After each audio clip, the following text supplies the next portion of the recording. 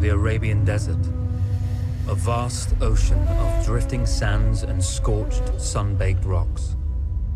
Beneath these endless dunes, oil, the lifeblood of our new mechanical century. For more than 400 years, the Ottoman Empire has ruled these lands, controlling all that's to be found here. But the Ottomans do not rule unopposed. Small bands of Bedouin rebels have united to overthrow the empire. They strike without warning and then vanish into the desert. Fighting alongside them is a lone British officer whose exploits have earned him wide renown. The world has taken to calling this man Lawrence of Arabia.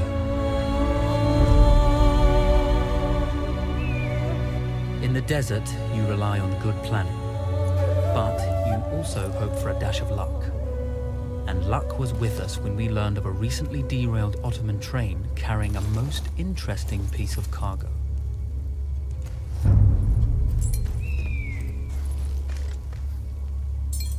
A small patrol had joined the Ottomans who survived the crash.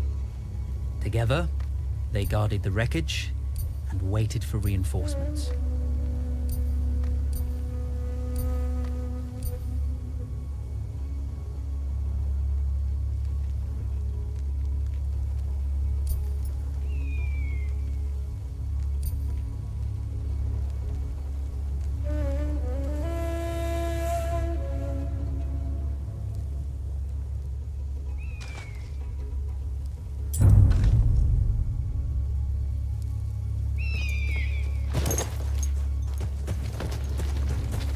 A lone fighter has just one advantage over a large enemy force.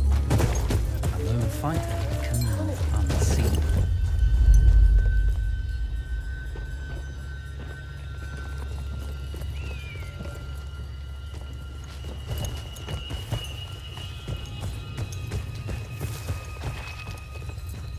Cry havoc, let slip the dogs of war.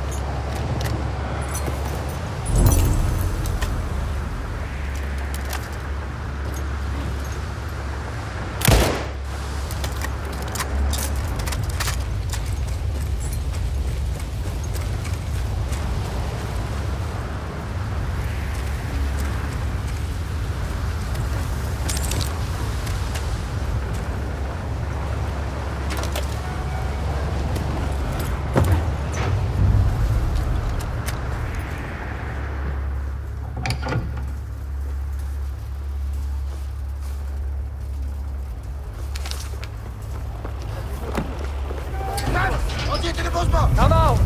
It's over!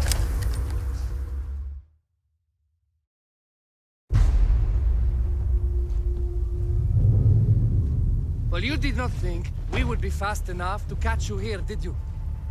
Lawrence of Arabia.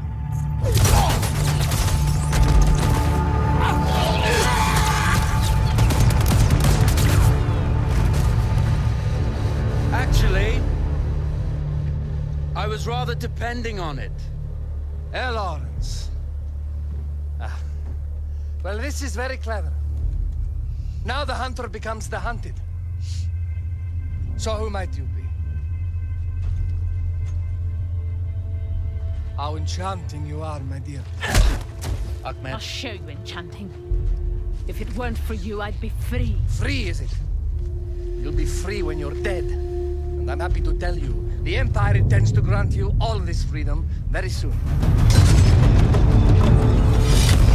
Even now, an engine of destruction scours this desert, obliterating your allies, your families, your homes. Soon there will be nowhere to run. Nowhere to hide.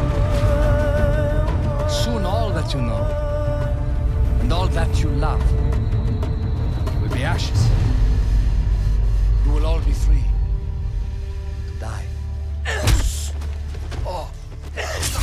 Ah, you animal! Zara.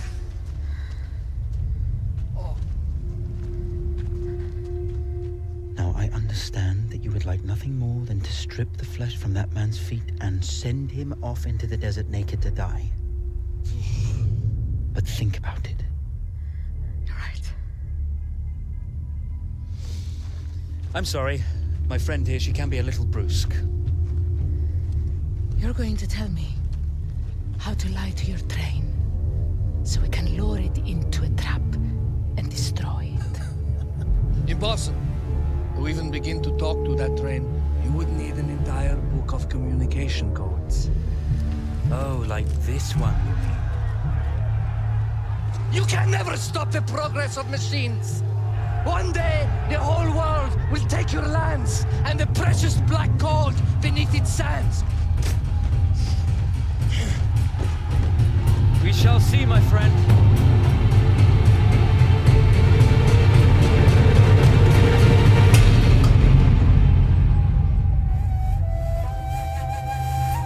Of course, obtaining the codebook was not enough. To destroy this Iron Dragon, this Canavar, as the Ottomans had named it, we had to send it 3 encrypted messages telling it to stand down. There were Ottoman outposts scattered along the railroad tracks. The commanders there carried high-priority message capsules. We had to use those to send our orders. Infiltrating the village wouldn't be easy. A full detachment of Ottoman soldiers had occupied it. The Ottomans had chosen an isolated location for their desert outpost. It seemed lightly defended. It was also well stocked with arms and equipment. The ancient ruins were all that remained of a civilization now lost to time. The Ottoman Empire brought in the modern world with a host of armored vehicles and field guns. 3 commanders to eliminate, 3 personal message capsules to be stolen, and then sent with our false orders. How Zara tackled this dangerous and audacious mission was up to her.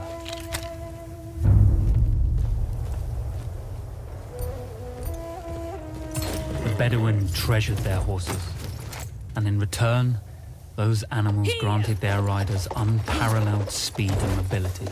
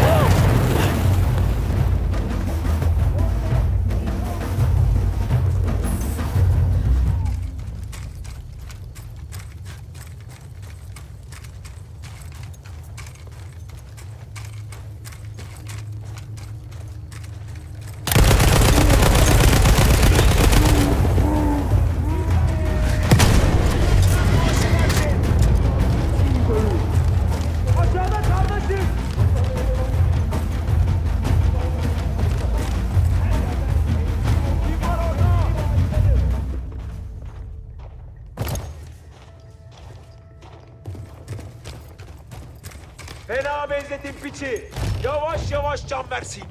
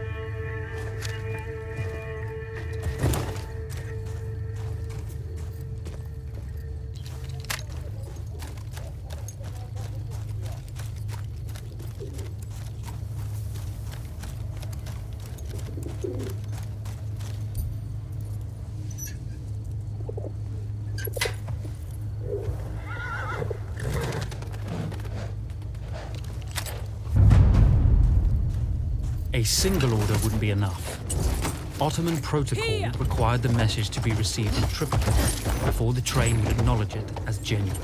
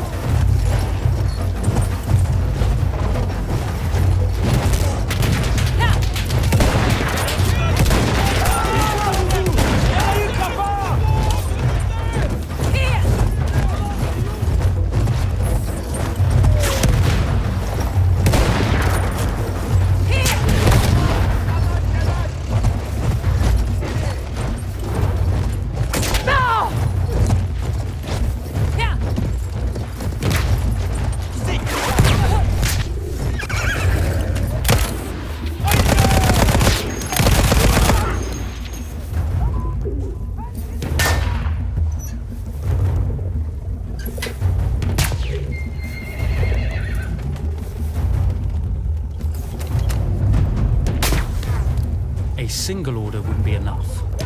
Ottoman protocol required the message to be received in Tripoli before the train would acknowledge it as genuine.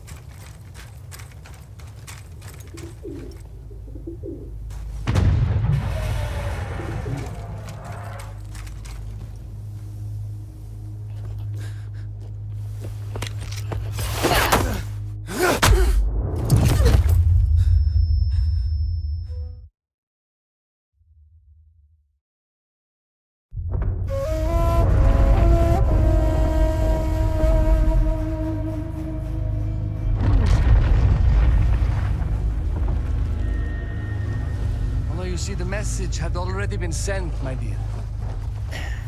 Not the message you would have wanted. Lawrence was such a good host. It almost seemed rude to escape. I made sure to note the location of Lawrence's camp, of course. Which means the train knows too. Twice, you told that train everything was clear. But I told it exactly where to attack.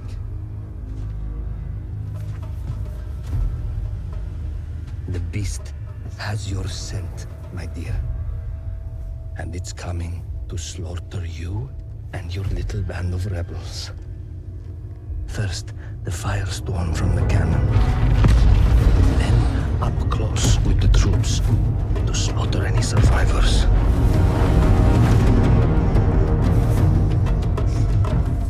The legend of Lawrence of Arabia dies tonight.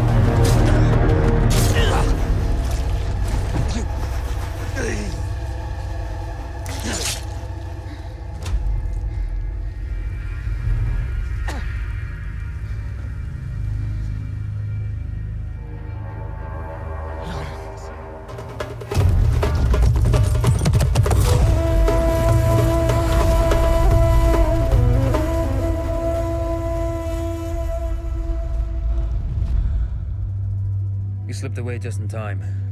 Tilkitchy was a fool to think we'd ever stay after he escaped. The Canavar won't stop hunting us. No, it won't. Let me think. The train's coming a long way. So it'll have to stop to take on water. That's where we strike. Agreed. I'll deal with any sentries, then rig explosives on the track. Yes, and I'll rally our fighters. When I blow the lines, the train will be trapped. So when you hear the blast, you need to attack them with everything you have.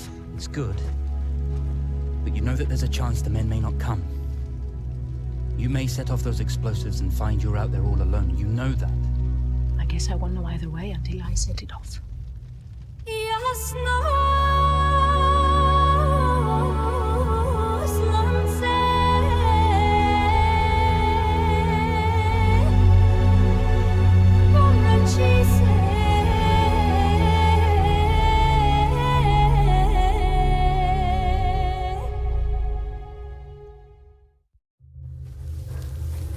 Man makes plans, and God laughs.